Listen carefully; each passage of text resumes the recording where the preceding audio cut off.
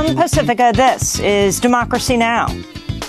Cette cathédrale, nous la rebâtirons. We will rebuild this cathedral together, and it is undoubtedly part of the French destiny and a project for the years to come. We will rebuild Notre Dame, because that's what the French expect, and because it is what our history deserves, because it's our underlying destiny. France is vowing to rebuild Paris's beloved Notre Dame Cathedral, a day after a fire ripped through the more than 850-year-old church, which has been the center of Catholic life in France for centuries. The fire toppled Notre Dame's iconic spire, but the main structure of the church remains standing. We'll get the latest and look at the historical significance of Notre Dame. Then we speak with Palestinian human rights activist Omar Barghouti, a founder of the boycott, divestment, and sanctions movement. He was scheduled to join us in our New York studio today, but he was denied entry to the United States. I think what happened to me yesterday morning at Ben Gurion Airport is just part of an ongoing repression by Israel directly or by proxy by the United States on behalf of Israel to silence human rights defenders in the BDS movement. Israel has been working very hard since 2014 to shut us down, and the movement keeps growing. Omar Barghouti will join us from Ramallah in the West Bank. Then Democratic Congresswoman Ilhan Omar is facing a spike in death threats after the president, the New York Post, and others falsely accused her of downplaying the September 11th attacks. We'll speak with Mustafa Bayoumi, author of This Muslim American Life, Dispatches from the War on Terror. All that and more coming up.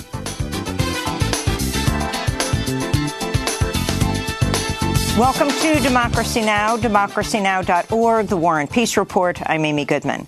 France is reeling today after a massive fire tore through Paris's beloved Notre Dame Cathedral, a medieval church built close to 900 years ago, a celebrated landmark around the world. Parisians looked on in shock Monday as around 400 firefighters attempted to get the blaze under control, some engaging in prayers and religious songs.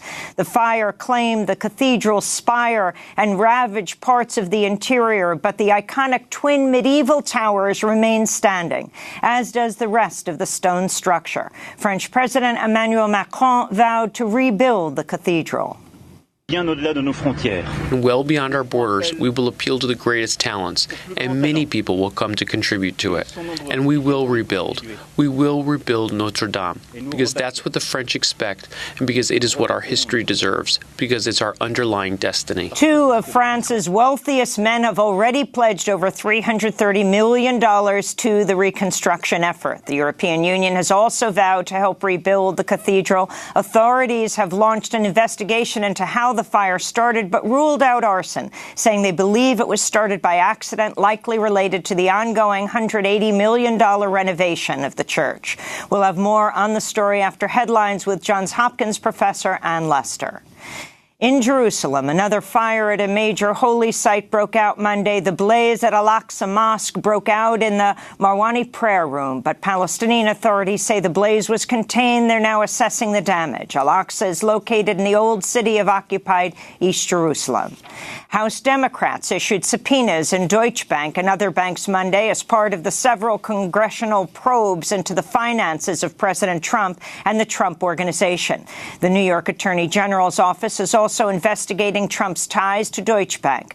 Last month, the New York Times reported Deutsche Bank loaned over $2 billion to Trump for real estate deals over nearly 2 decades, even when other banks refused to do so. Trump still had over $300 million in outstanding loans from Deutsche Bank when he took office as president in 2017.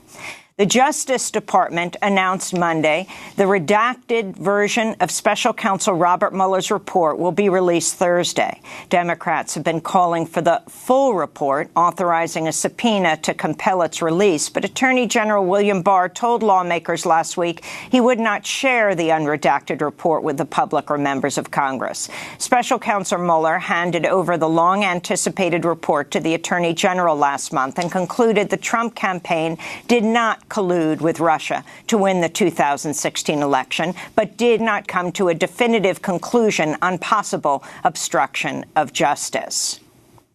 The UN is warning the spread of measles is on the rise around the world. The number of cases reported in the first 3 months of 2019 is 3 times higher than the same time last year. The highly contagious infection kills 100,000 people every year, mostly children.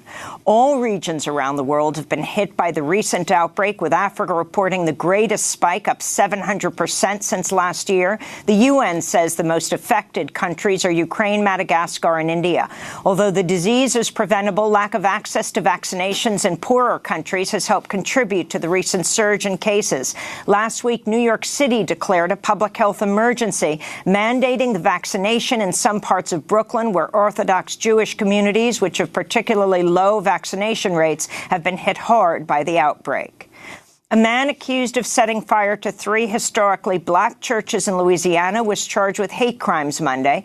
Holden Matthews, the 21-year-old son of a deputy sheriff, was also charged with 3 counts of arson after being arrested last week. The first blaze occurred at the end of last month and the 2 others in early April. All 3 churches were in St. Landry Parish, about 30 minutes north of Lafayette. Bernie Sanders released 10 years of tax returns Monday, revealing he's achieved millionaire status since his 2016 presidential bid. Senator Sanders responded to a question Monday about whether his income would negatively impact his political message. My view has always been that we need a progressive tax system which demands that the wealthiest people in this country finally start paying their fair share of taxes. If I make a lot of money, you make a lot of money, that is what I believe. Senator Sanders attributed his increase in wealth to sales from his book, Our Revolution. He told the New York Times last week, "I wrote a best-selling book. If you write a best-selling book, you can be a millionaire, too," he said. Other 2020 hopefuls have also released their tax returns, including former Texas Congressmember Beto O'Rourke and Senators Kamala Harris, Elizabeth Warren, Amy Klobuchar, and Kirsten Gillibrand. President Trump continues to refuse to release his tax returns. Trump has claimed for years he's under audit, a claim disputed by his former personal attorney, Michael Cohen, in congressional testimony earlier this year. In more news about the 2020 elections, former Massachusetts Governor William Weld announced Monday he'll run against Trump for the Republican presidential nomination. Weld's the first Republican to declare a challenge to Trump in 2020. Before becoming governor of Massachusetts, Weld serves as a U.S. attorney appointed by President Reagan. He was the running mate for Libertarian Party candidate Gary Johnson in the 2016 elections. Weld boasts a record of cutting taxes and pushing for spending cuts, but has more centrist views on social and environmental issues, supporting reproductive rights, LGBT issues, and rejoining the Paris Climate Accord. Weld is set to hit the campaign trail today in New Hampshire. The American Medical Association is blasting the Trump administration for banning transgender soldiers from serving in the U.S. military, calling the prohibition medically deficient. The trans ban, which was first announced by President Trump in a July 2017 tweet, formally went into effect Friday. In a statement, the AMA wrote, quote, "Sexual orientation and gender identity are not psychological or medical disorders. The estimated 14,700 transgender military personnel are qualified and willing to serve.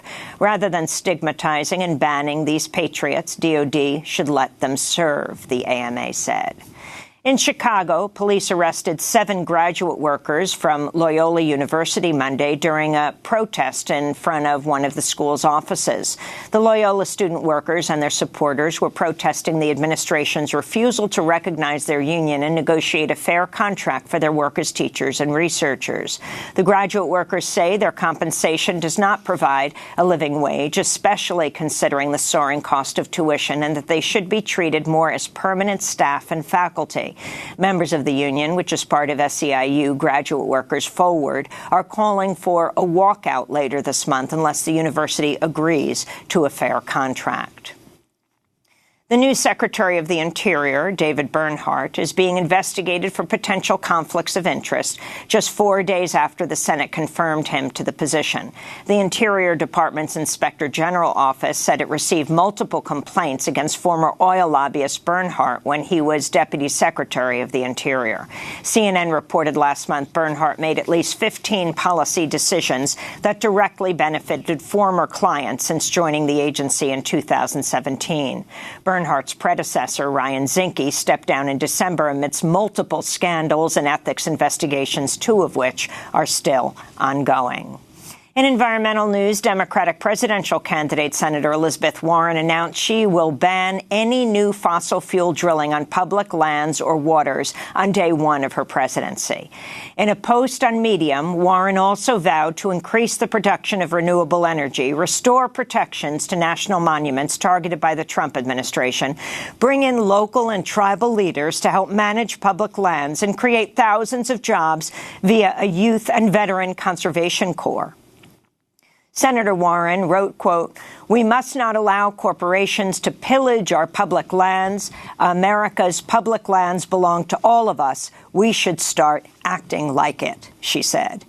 In climate news, activists across Europe held sit-ins, marches, and direct action protests Monday as part of a week-long campaign demanding urgent action on climate change. In London, police arrested over 100 people as protesters shut down Waterloo Bridge and Oxford Circus, with others supergluing themselves to the British headquarters of the Shell Oil Company. This is Teresa Sanders of the direct action group Extinction Rebellion.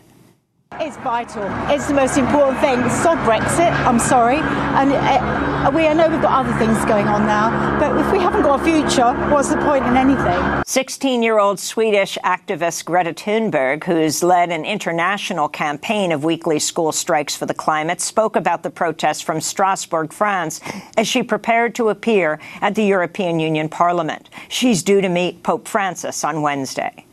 I feel like the debate is shifting. More people are talking about this more and are taking this more seriously and are becoming more aware. But of course, the only thing we need to look at is the emission curve, if the emissions are actually increasing or if they're reducing. And right now they're increasing. So that is the only thing we should look at.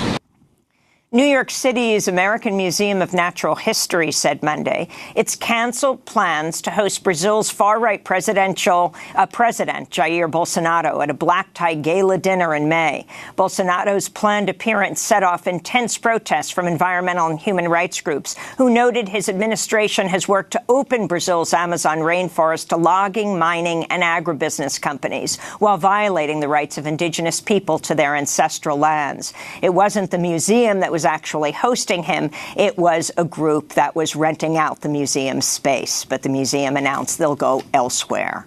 And this year's Pulitzer Prize recipients were announced Monday in New York City. Reporting on gun violence figured prominently, with the South Florida Sun-Sentinel winning an award for its coverage of last year's massacre at Marjorie Stoneman Douglas High School in Parkland, Florida, and the Pittsburgh Post-Gazette for its breaking news coverage of the mass shooting at the Tree of Life Synagogue that killed 11 Jewish worshippers. Reporters from the New York Times and the Wall Street Journal were recognized for their reporting on President Trump. To see our interview with David Barstow of the New York Times on how Trump built his fortune through tax dodging and fraud, go to DemocracyNow.org. Jailed Reuters reporters Wallone and Jo Soo were also honored for, quote, expertly exposing the military units and Buddhist villagers responsible for the systematic expulsion and murder of Rohingya Muslims from Myanmar, unquote. Reporters Aaron Glantz and Emmanuel Martinez were finalists for their expose of racial discrimination in mortgage lending. You can see our interview with Aaron Glantz at DemocracyNow.org. We will also link to all the winners there. And those are some of the headlines. This is Democracy Now!, DemocracyNow.org, The War and Peace Report. I'm Amy Goodman. And I'm Juan Gonzalez. Welcome to all of our listeners and viewers across the country and around the world. France is in mourning today after a fire ripped through Paris's beloved Notre Dame Cathedral, a medieval church in the heart of the city that was built more than 850 years ago. Thousands of Parisians watched in shock on Monday as the fire toppled the cathedral's spire and continued to burn for hours. For centuries, Notre Dame has been the center of Catholic life in France, and it is one of the most visited churches in the world. The fire occurred during the holiest week of the Christian year.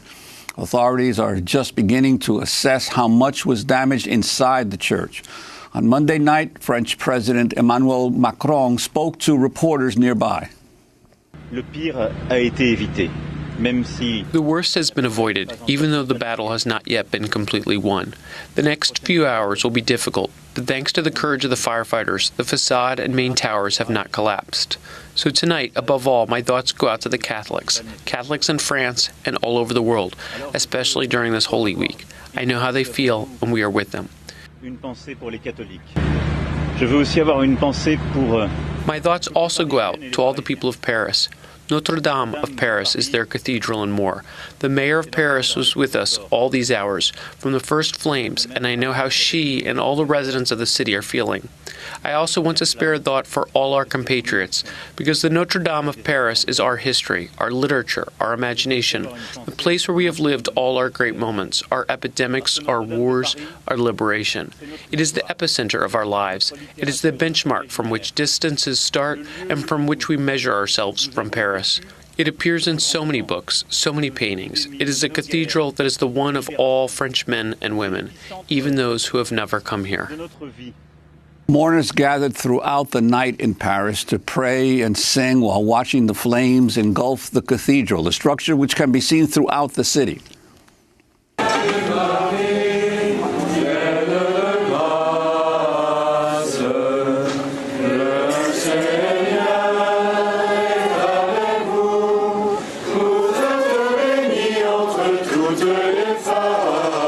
While the fire destroyed the cathedral's spire, Notre Dame's iconic twin medieval towers remain standing, as does the rest of the stone structure.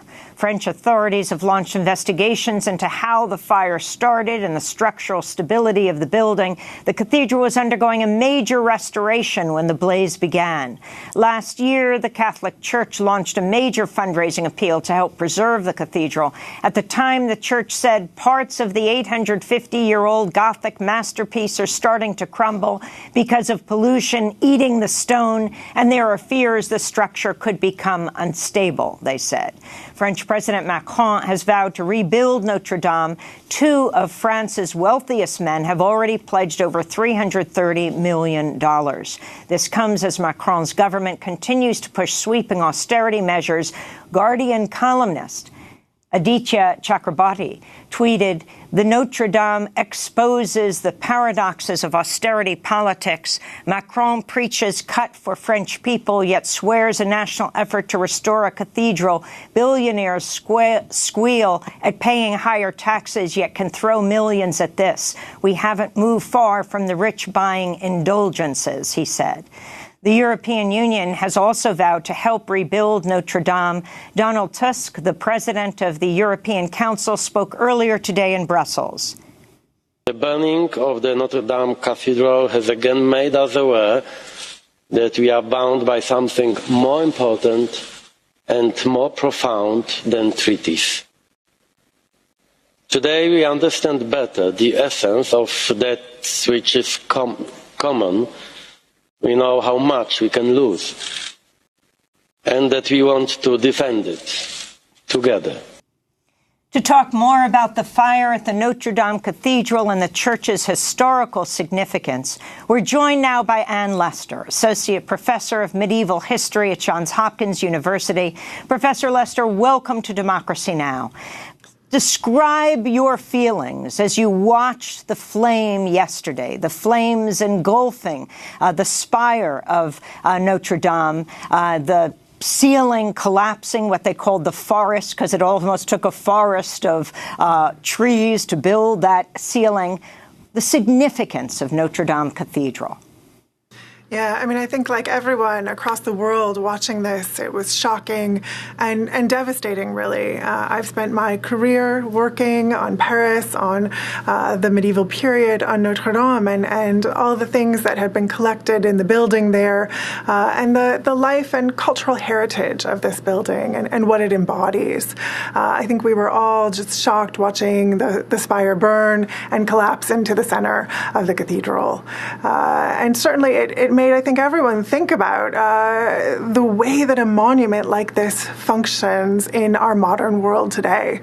It really is a testament to a set of ideas, human ideas, in this case, about the divine. And as is true of all monuments, it has been here for hundreds of years before us, and we all assumed it would persist for hundreds of years to come. So I think it has been a very overwhelming, nearly day, 24 hours, really. Well, Professor Lester, someone who knows well all of the historical, the artifacts and the relics that are in the cathedral, what have you heard so far? What have you been able to glean in terms of what was preserved and what may have been lost? Yeah, what we've learned from friends and colleagues in Paris is that it seems very early on there were efforts by the administrators of the cathedral and, of course, in coordination with the firefighters to save what they could, that people were going in, grabbing what they could, and leaving the building as quickly as possible. Distinct efforts were made to preserve two of the most important, most holy relics that were contained in the building that would have been the center of veneration during Holy Week. First and foremost, of course, the crown of thorns, which is a reliquary dating back to the time of Jesus' passion. The relic of the crown, it was believed that was put on his head at the time of the passion to mark him and to mock him as the King of the Jews during the crucifixion. It was preserved, then moved over time to Constantinople, and then eventually brought in the middle of the 13th century to Paris, where it resided ever since 1237. So the history of that relic, the history for the Catholic faith, for the culture of France and of Christianity is profound. And it's my understanding that was saved, as well as a relic of the tunic of St. Louis, the King of France in the 13th century, who dies in 1270, a very holy symbol of the Kingdom of France and the French realm. And that those two, and possibly other relics and portable objects from the Trésor or the treasury were saved. I think what was likely lost from what you have been able to tell so far? Yeah, it's very hard to know. I haven't. I mean, another relic of great significance was the relic of the True Cross that was also kept there. I have yet to hear whether that was preserved. Certainly, what's very clear, even though the stonework of the building itself, as well as the vaulting on the interior, for the most part, seems to have been preserved. No doubt, deeply scarred. There's going to be both damage from the fire as well as from the water putting the fire out. Water is not good for limestone. Much like marble, it will melt if it is saturated with water and not able to dry quickly enough. So there are parts of the building that were preserved, but then we know much of the wood on the interior, carved wood, part of the choir that would have been carved in wood, that area where the canons would sit and sing the Mass. It's unclear whether the carved statuary that encircled the high altar and that choir area, reliefed sculpture carved beautifully in the later Middle Ages, painted in fine detail, something that leapt out to any visitor who walked around that part of the cathedral, because it really told in an animated cycle of sculpture the story of the life of Jesus. And it was an extremely compelling way to communicate these stories to people people from the Middle Ages onward who didn't read, who couldn't read, or who were listening and knew the stories orally. That seems not to survive.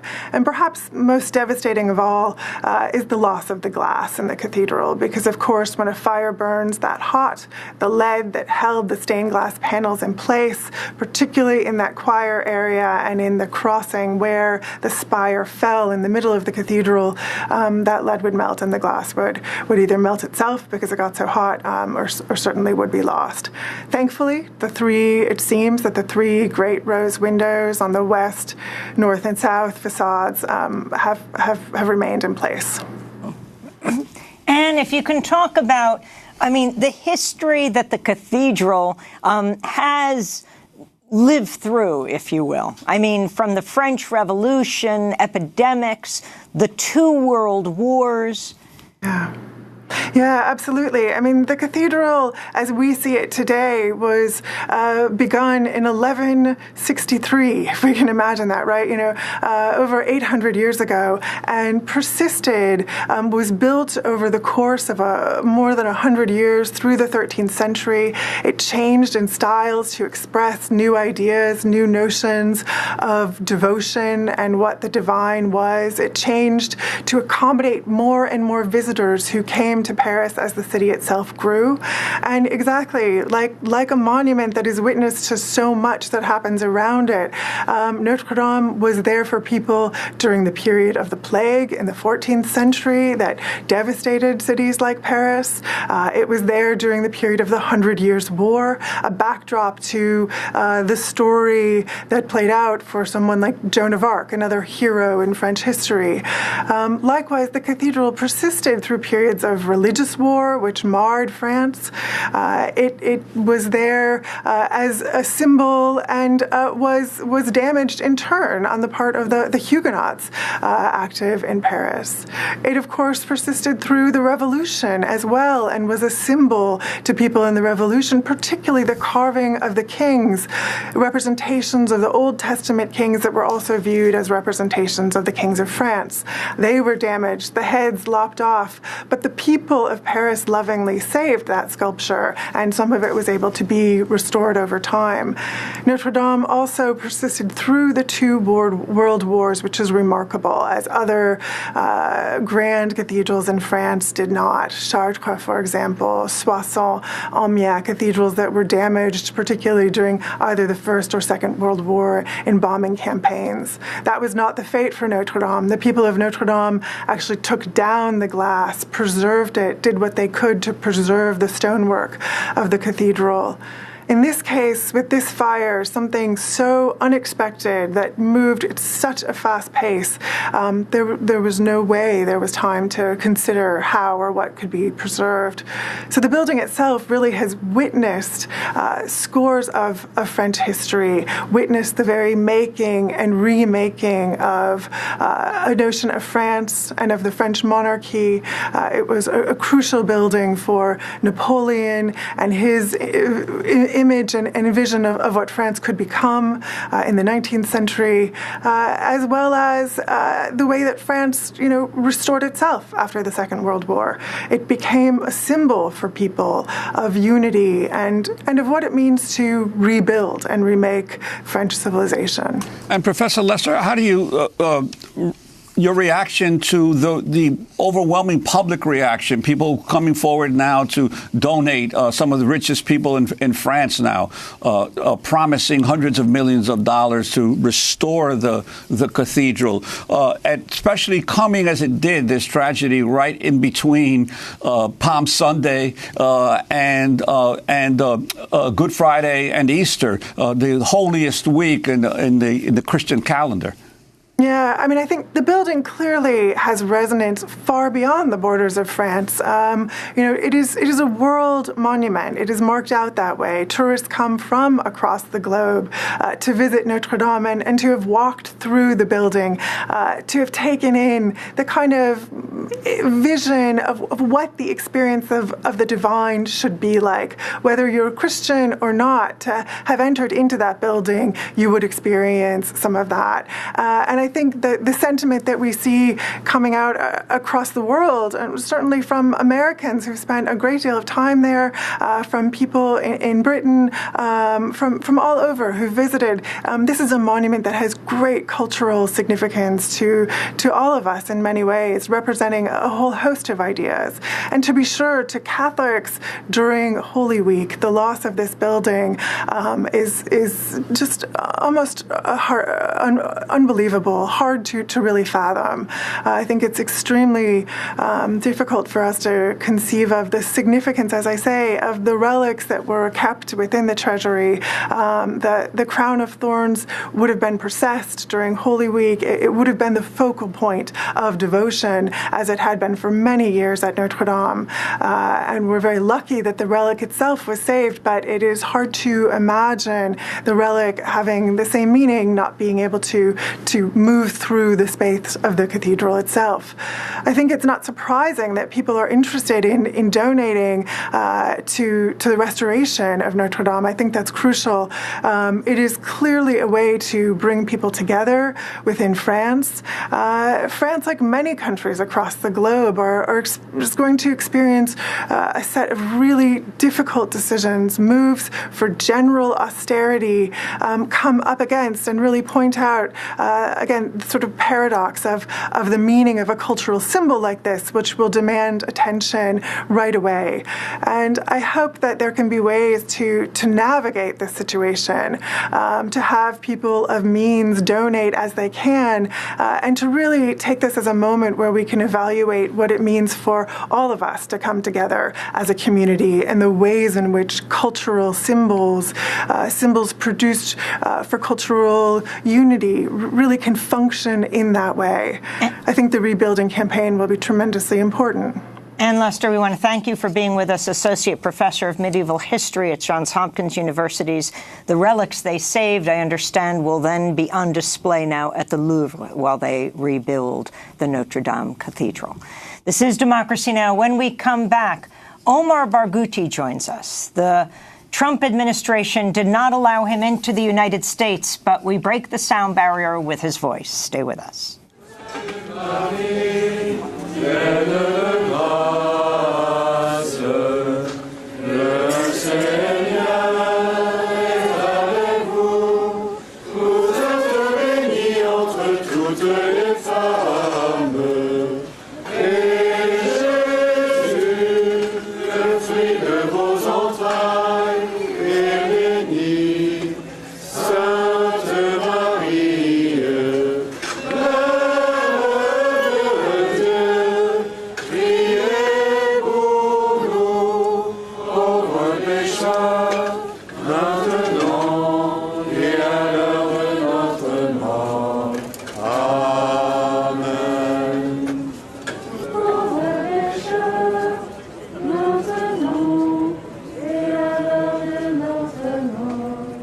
People singing Hail Mary across the bridge facing the Notre Dame Cathedral last night as the spire burned.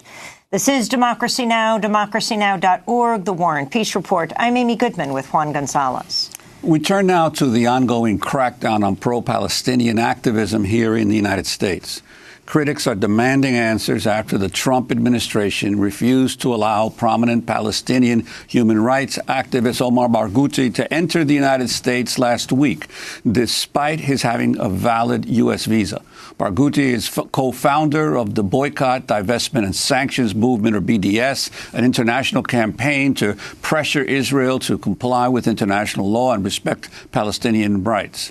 He was scheduled to be in the U.S. this week to speak at Harvard and NYU and meet with lawmakers in Washington, D.C. But when he arrived at the Ben Gurion Airport in Tel Aviv on Wednesday, April 10th, Barghouti was told that the United States was denying him entry.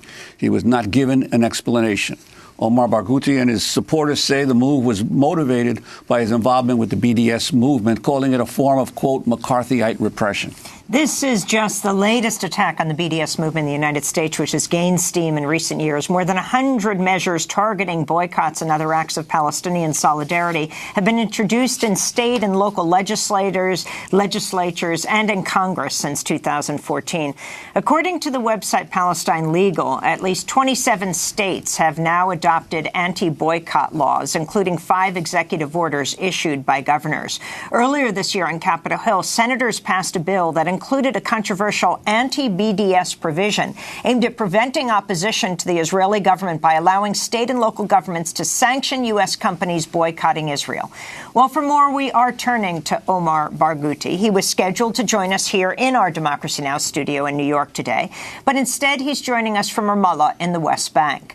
Omar Barghouti is the author of Boycott, Divestment, Sanctions, The Global Struggle for Palestinian Rights. Omar, welcome to Democracy Now! Can you describe what happened when you got to the airport in Tel Aviv on Wednesday?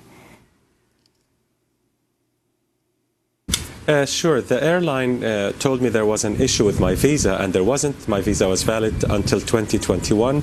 So they called the U.S. consulate in Tel Aviv, and after a long delay, just as I was boarding, they prevented me from boarding, saying that the U.S. consulate had told them that there's an immigration issue, a ban of sorts by the U.S. immigration against me, which was quite unbelievable. I've been to the United States many, many, many times, including on this same visa.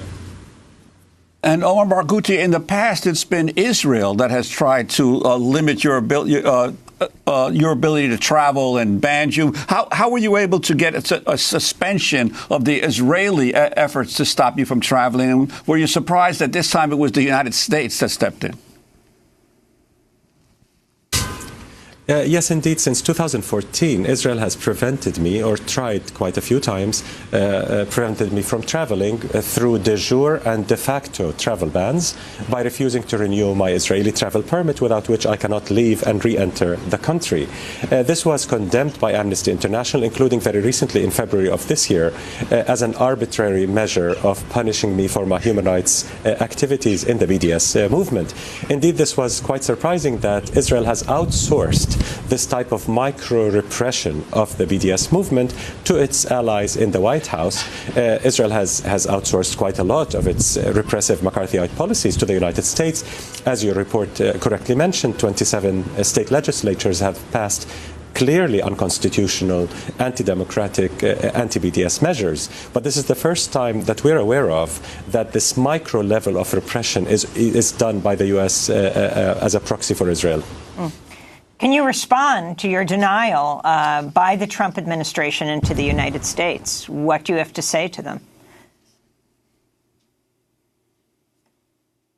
Yes, I think this is just another step that shows how this right-wing administration, which is completely in alliance with Israel's far-right regime, is terrified of our voices, is terrified of telling the truth. They're trying to prevent me from meeting U.S. lawmakers in Congress, mainstream media, to speak at a synagogue, to speak at Harvard and NYU, and so on and so forth, and certainly denying me the right to be with my daughter for her wedding, which is happening next Sunday.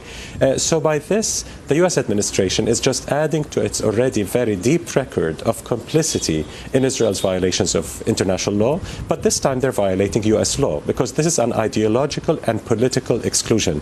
And ACLU, PEN US, and other organizations are investigating this issue, whether the U.S. State Department is denying me entry over my human rights views. I wanted to ask you, as a founder of the BDS movement, and you've been watching the increased efforts worldwide by the Israeli government to squelch and repress the BDS movement, your reaction to the recent reports that ex-Mossad agents have harassed U.S. students and BDS activists here in the United States in an effort to intimidate them? There's so many ways of intimidation that Israel has resorted to. Israel and its lobby groups, whether the traditional Jewish establishment lobby or the Christian Zionist lobby, they're involved in true McCarthyism. I mean, I call it McCarthyism 2.0, an evolved form of the earlier McCarthyism, with loyalty to Israel being the litmus test. But Israel is certainly spying on U.S. citizens who are active in the BDS movement, as revealed in Al Jazeera's documentary report, The Lobby, and as Alain Gresh wrote in Le Monde Diplomatique and Electronic Intifada have revealed. Israel is indeed spying and using legal persecution against activists to silence BDS activists. Several of Israel's lobby groups are funding the so-called Canary Mission, which is smearing activists on campus, especially Jewish activists who support Palestinian rights. And they realized that the number of Jewish activists in the U.S. who support Palestinian rights and even who support BDS is in the ascendance. I wanted to go back to an interview we did last year when we spoke to Bahia Maui, a speech pathologist who's filed a lawsuit against the Pflugerville Independent School District in Texas and the Texas State Attorney General after being forced out of her position for refusing to sign a pro-Israel pledge in her contract. Maui explained she doesn't consider herself a BDS activist, but does try to avoid purchasing products that support the Israeli occupation.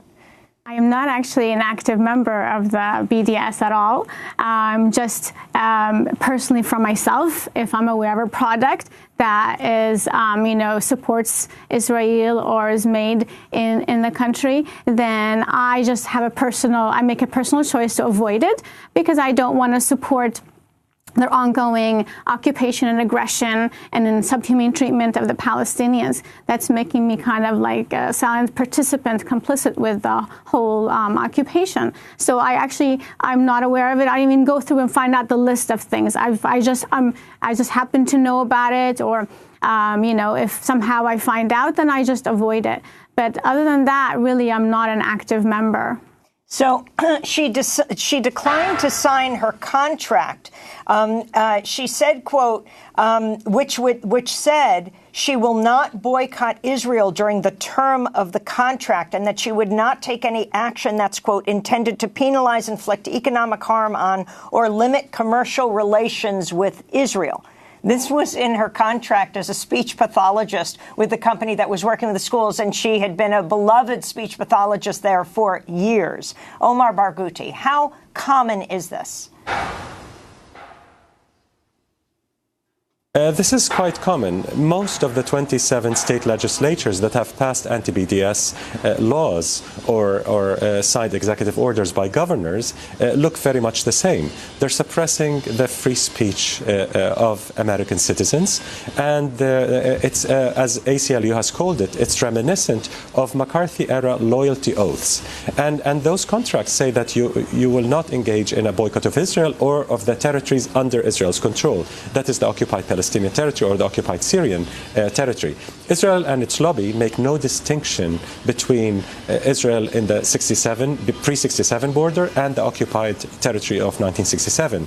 And indeed, this is raising concern among liberals in general, not just supporters of Palestinian rights.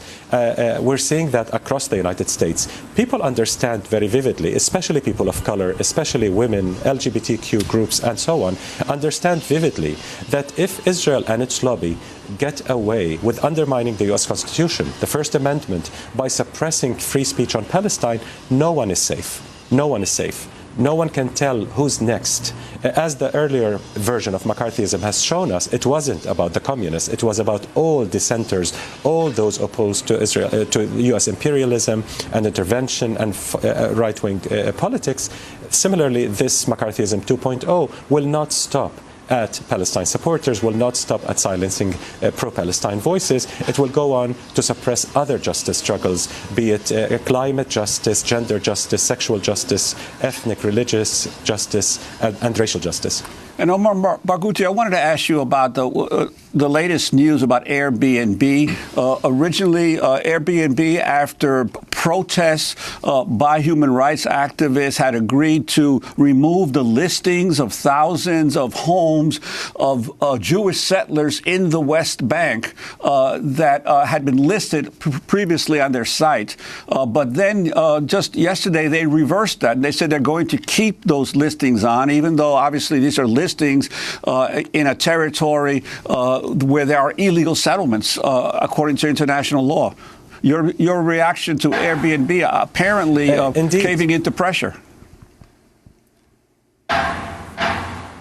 Yes, Airbnb has surrendered to Israel's bullying and bullying by Israel's lobby in the United States in a very shameful way, indeed.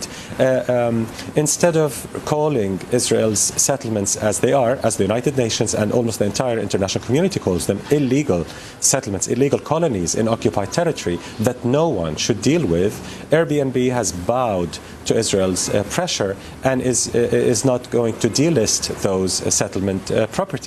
That's a clear violation of international law, and it will subject Airbnb to possible boycotts by human rights activists around the world. Can you talk about what's happened in Israel in the last week and how it affects you? The election, once again, the record 5-term Prime Minister Benjamin Netanyahu, despite the fact that the Attorney General says he's going to charge him with corruption. What does it mean for where you are in the West Bank and Gaza? I think Palestinians can expect really troubling times ahead, really a darker era of repression, of violation of our rights, land theft, resource theft, more brutal siege on Gaza, more ethnic cleansing in Jerusalem and the Negev and the Jordan Valley. We can expect all that to escalate with fascist forces, openly fascist forces, potentially joining the next Netanyahu government, the so-called Jewish Power Party, which is a Kahanist party that is absolutely fascist and openly calls for ethnic cleansing. At least they're honest. Other more mainstream Israeli parties endorse ethnic cleansing of Palestinians and indeed are doing it piecemeal everywhere. But they're not calling it that. So at least Israel, with this new government, might lose its final mask. It's really worn out, thin mask of democracy, as it never was. Since its creation, Israel has always been an apartheid state, and now its claim to democracy, its claim to liberalism are completely shattered with this latest election. On the one hand, this will cause more suffering to us, Palestinians everywhere, in the 1967 area, in the 1948 area, in Israel's pre-67 borders, and certainly Palestinian refugees in exile will be even further denied their basic rights. But there's also a silver lining, because Israel's real face as an apartheid colonial regime is being exposed to the whole world, and it's being at the center of the rising far-right white supremacist and fascist tendencies from Bolsonaro in Brazil to Orban in Hungary to the White House and many in between. So with this exposure, with its loss of any mask, this will further escalate the BDS movement and other solidarity movements to isolate Israel's regime of oppression in all fields, academic, cultural, economic, and otherwise. We want to thank you very much for being with us, Omar Barghouti, Palestinian human rights defender, co-founder of the Boycott, Divestment and Sanctions National Committee, scheduled this week to give talks at NYU, which he did by Skype, interviewed by Peter Beinart last night, Harvard University, and to meet U.S. lawmakers. Trump administration barring him from entering the United States, which also means he cannot come to his daughter's wedding. Omar Barghouti is author of Boycott, Divestment, Sanctions, The Global Struggle for Palestinian Rights. This is Democracy Now! When we come back, the attack on freshman Congress member Ilhan Omar, as she says there's a spike in death threats against her as the Trump administration, and particularly President Trump himself, attacks her. Stay with us.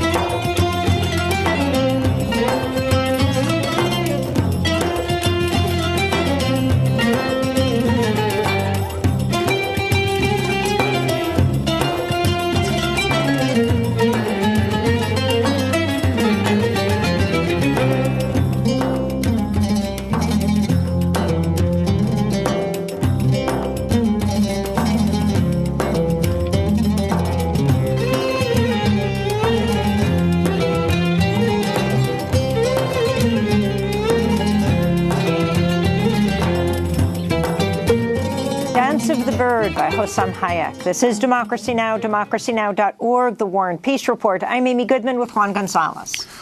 Well, Minnesota freshman Congress member Ilhan Omar says death threats against her have spiked in number since President Trump tweeted a video juxtaposing her image with footage of the 9/11 attacks. Trump posted the 43-second video Friday with the caption, "We will never forget." The president's tweet intercut video of the World Trade Center towers burning with video of Omar speaking about the increasing attacks on the Muslim American community after 9/11. Omar was speaking at a Council on American Islamic Relations event last month. Far too long, we have lived with the discomfort of being a second-class citizen. And frankly, I'm tired of it, and every single Muslim in this country should be tired of it.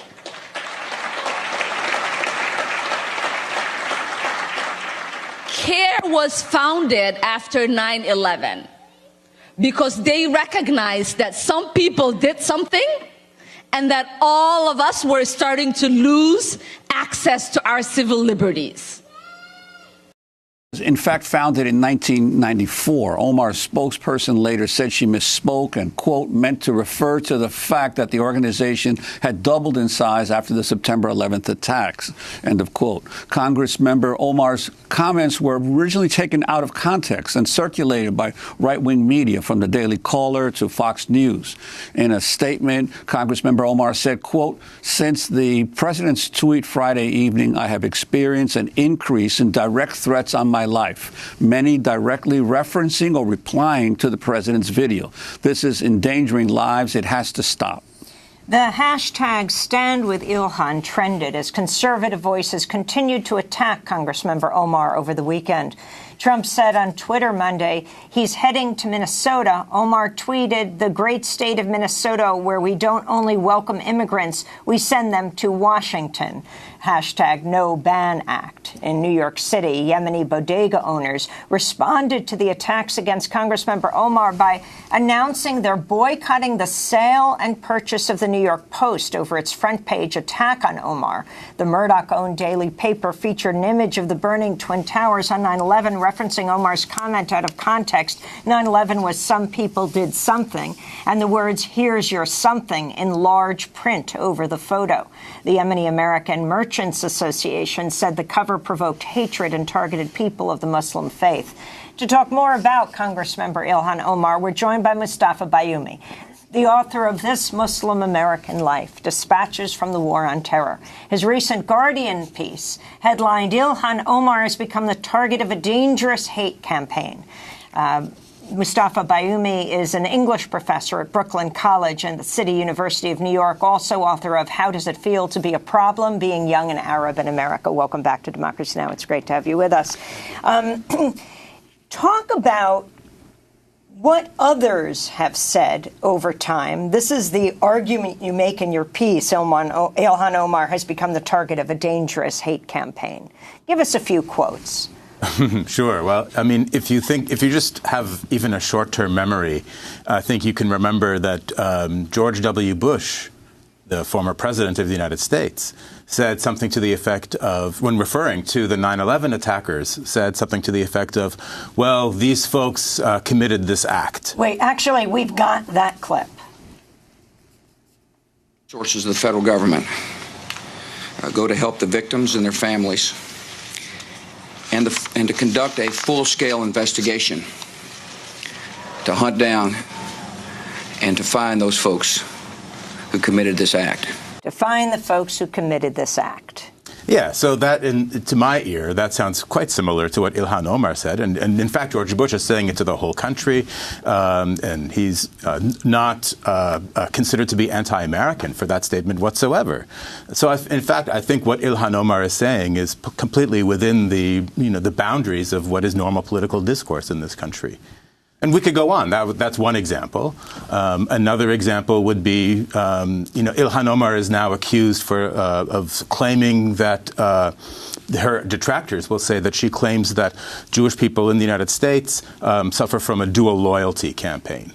Well, in fact, actually, she did not say that. So I think it's important to qualify what she did say and what she did not say. She talked about questions of allegiance. And if we listen to your last segment and we talk about anti-BDS laws, in fact, those are, in fact, allegiance laws that are built into now the very system of the United States. However, somebody did say something that was, in fact, claiming dual loyalty for Jewish Americans, and that would be our president now, Donald Trump. Explain what he said. He said something to the effect of, when speaking to a Jewish American group, he said something about... The Jewish Republican Coalition in Las Vegas. In fact, that's right. And he said, well, let me talk about your prime minister. So he referred to Benjamin Netanyahu as their prime minister. How do you account for this enormous campaign that has been launched against this freshman Congress member in terms of by so many conservatives and right-wing groups in the country and by the president himself? What, in your sense, what's behind it? Well, on one level, it's very clear. Ilhan Omar is one of two Muslim women elected to Congress, the first two Muslim women elected to Congress. That gives her, I think, a certain level of prominence along with a certain level of vulnerability. Not only that, but of course, being openly Muslim, she wears hijab. She covers her hair. She's a refugee. She's an immigrant. She's a black woman. So she occupies all of those vulnerable positions in our society today. But it's not only that, I believe, if you ask me, because if she were a quiet black refugee woman from Somalia, Muslim who covered her hair and all of that stuff, then I think people would love to trot her out for the optics alone.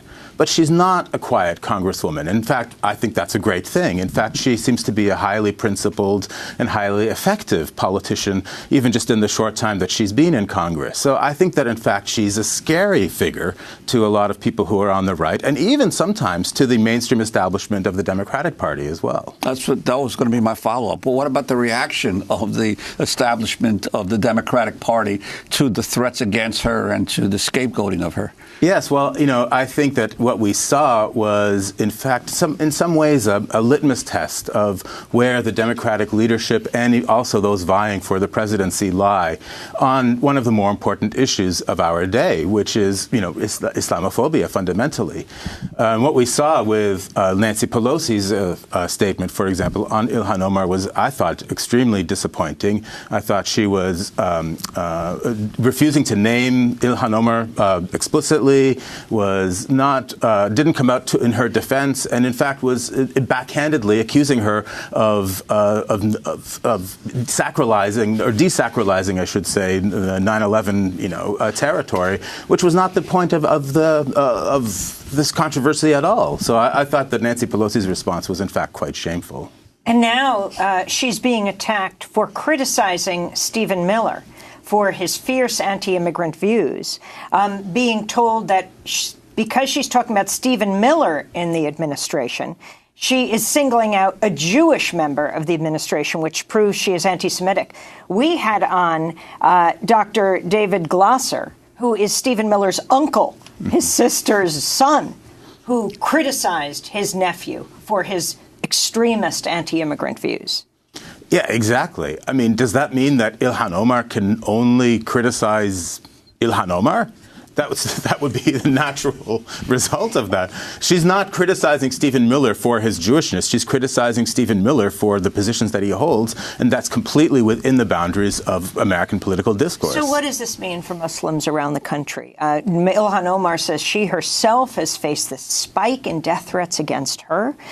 President Trump pinning the tweet of the video where he's juxtaposed the 9/11 attacks with Ilhan Omar. We know about the attacks on the Tree of Life synagogue, the 11 Jewish worshippers that were killed, with the killer citing the same words that President Trump used, invaders, invasion. President Trump's words and what he tweets has meaning. Absolutely. In fact, there was a study that was performed last year, that was published last year, that said that there's a direct correlation with Donald Trump's anti-Muslim tweets and the rise in anti-Muslim hate crimes. Twitter and hate crimes, unfortunately, are connected. And they're not only connected in the United States, they're connected internationally as well. That's what the study found. And in fact, not only is what Donald Trump tweeted completely disturbing, but it's also coming within weeks of 50 people being killed in New Zealand in 2 different mosques by a man who also felt himself connected to Donald Trump and his ideology. And let's not forget what the New Zealand Prime Minister Jacinda Ardern responded to President Trump when he asked what can he do when he called the Prime Minister. And she said, respect the Muslim community, as she then put on hijab herself to comfort the families of those killed. We want to thank you, Mustafa Bayoumi, for being with us, author of This Muslim American Life, Dispatches from the War on Terror, professor at Brooklyn College. We'll link to your piece in The Guardian. This is Democracy Now! I am Amy Goodman with Juan Gonzalez. We have job openings at democracynow.org, and you can sign up for our newsletter there as well. Thanks so much.